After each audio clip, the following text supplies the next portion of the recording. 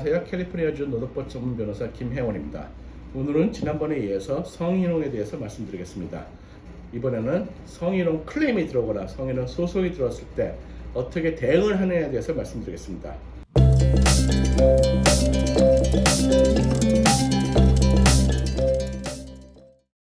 지난번과 같이 성희롱이라는 것은 피해자가, 즉 성희롱을 당한 피해자가 성적 수치심만 느끼면 그걸로 성립이 됩니다.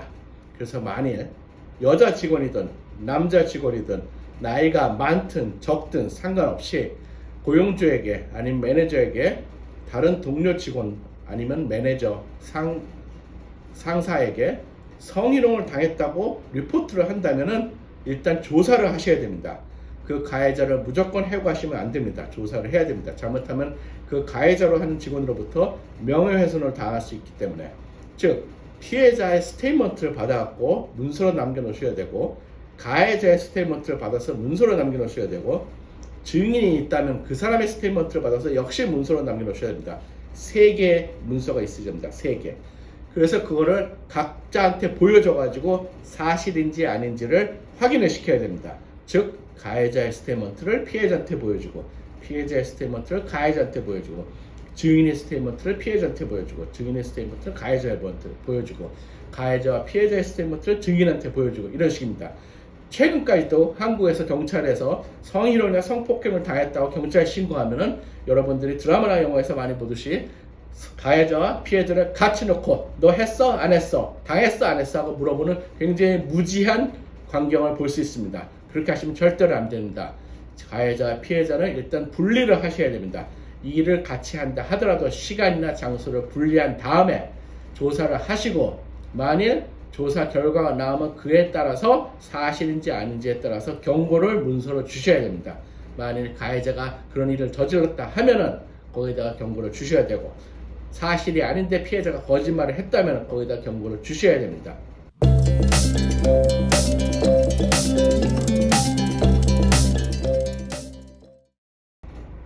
옛날에 어떤 한국 식당, 한인 식당이었는데 그 주방에서 일하는 한국 아줌마가 히스패닉 직원들이 자기들한테 장난을 치고 뭐 만지고 그래도 하하하 웃으면서 가만히 놔뒀습니다. 그러다가 나중에 자기가 성희롱을 당했다고 소송을 했습니다. 그 본인이 당시에 좋다고 했다 하더라도 고용주가 보실 때 문제가 있거나 선을 넘었다고 생각하시면 경고를 주셔야 됩니다. 그리고 그 직원들이 그 당시에는 좋았다고 하지만, 아니면 별 생각을 안 했다 하지만 나중에 가서 그런 컴플레인 할 수가 있습니다. 그런데 만일 한인 고용주분들이 너 지난번에 괜찮다고 그랬잖아, 너 지난번에 좋아했잖아, 그런 말도 하시면 안 됩니다. 이거는 인센시티브한 발언이라고 생각합니다. 그거는 이런 일이 생기면 무조건 조사를 해야 됩니다. 그리고 가장 많이 발생하는 성희롱, 사내 성희롱이라는 거는 남자 상사와 여자 부하 직원 사이에 로맨스가 있었는데 그 로맨스가 깨졌을 경우에는 대부분 성희롱 소송으로 됩니다. 그렇기 때문에 직원들 사이에 로맨스가 있으면 미국 주류 회사에서는 연애 계약서도 체결합니다. 즉 자기들의 연애는 직장 내에서는 아무 활동을 안 할 거고, 그리고 회사의 이익에 반하는 행동을 안 하겠다고 사인하는 겁니다. 그런 거를 해야지 나중에 회사가 성희롱 소송으로 소송을 당했을 때 보호를 받을 수 있습니다. 물론 이거는 제 오피스에서도 만들어 드립니다. 그 성희롱 소송이라는 거는 대부분 성희롱을 한 가해자, 즉 대부분 직원이거나 아니면 상관이겠죠. 그리고 회사를 상대로 다 들어옵니다.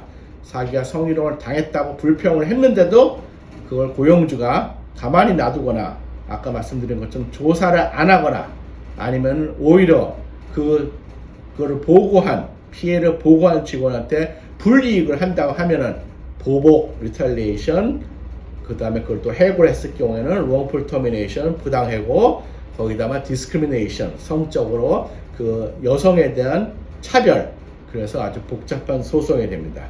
그렇기 때문에 한국식으로 그 정도 갖고 왜 그래 미스 김, 그거 뭐 다 그래, 여기 남자들은 원래 그런 거야, 이렇게 쌍팔년도식으로 생각하시면 큰 코를 다치게 됩니다. 물론 이런 성희롱이라든지 부당해고 아니면 리탈리에이션을 위한 EPLI 보험이라는 것도 있습니다. 그렇기 때문에 그걸 보험을 들으셔가지고 그런 그 클레임이나 소송을 방어하고 싶으시면 보험 에이전트한테 물어보셔도 됩니다. 그리고 성희롱 소송이 들어왔을 때는 모든 증거들을 다 취합해야 됩니다. 평소에 그 직원들이 어떻게 행동을 했는지, 어떻게 고용주가 이거를 막기 위해서 노력을 했는지, 아까 말씀드렸던 스테이트먼트를 문서를 하거나 그런 것들을 다 해야 됩니다. 우리 한인 고용주분들은 스테이트먼트를 문서하는 걸 굉장히 어려워합니다. 절대 어려울 것 없습니다. 당시에 무슨 일이, 언제 어디서 누가 무엇을 어떻게 왜, 그걸 그대로 적어 놓으시면 됩니다. 한국어로 적어 놓으셔도 됩니다. 그게 안 했을 경우에 나중에 소송이 들어오면 아주 큰 코를 다치게 됩니다. 이건 간단한 문제가 아닙니다. 왜냐하면 성희롱 소송은 부르는 게 가격이기 때문입니다. 그럼 오늘은 성희롱 소송에 대해서 말씀드렸습니다. 감사합니다.